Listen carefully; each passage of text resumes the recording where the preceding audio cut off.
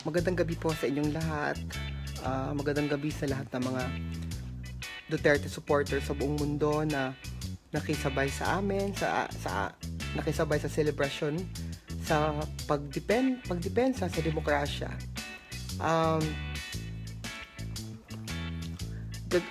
Natapos po yung aming celebration dito sa Cebu ng 4 o'clock.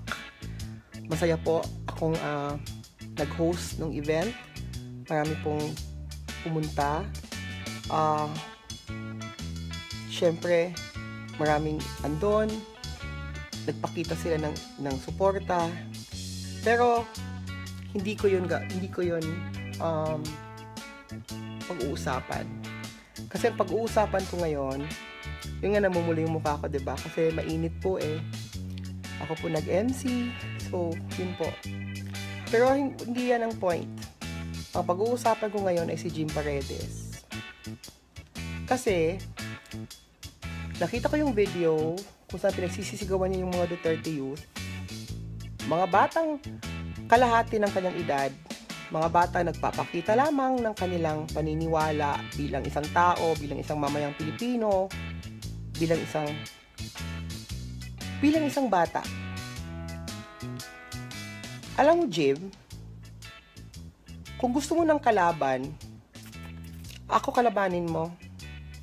Ako harapin mo, ako sigawan mo. Huwag kang pumili ng bata. Huwag kang pumili ng hindi makakasigaw sa'yo.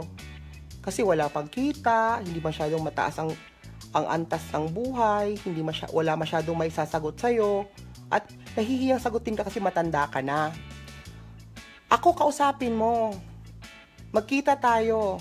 Sigawan mo ako. Tignan mo kung saan ka pupuluting hayop kang matanda ka. Alam mo, nirespeto natin ang matatanda.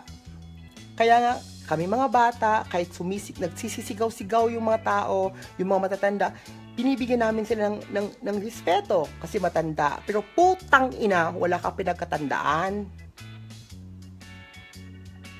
Yung mga taong yon, nagpapakita lang sila ng kanilang paniniwala, ng kanilang political beliefs and aspirations. Di ba sinasabi nyo na hinuli si Laila de Lima dahil political prisoner siya? Sinasabi nyo, well, sinhuli siya dahil she spoke against the president. Yung ginagawa mo kanina, yun ang pagkikitil ng political beliefs and aspirations. Mga bata yun, Jim Paredes. Ako kalabanin mo, ako kausapin mo.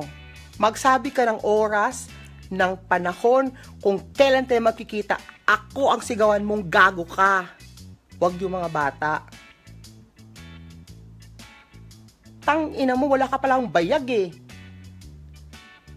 Sabihin mo lang, Jim Paredes, sige, kami harapin mo, ako harapin mo. Huwag yung mga bata. Gago.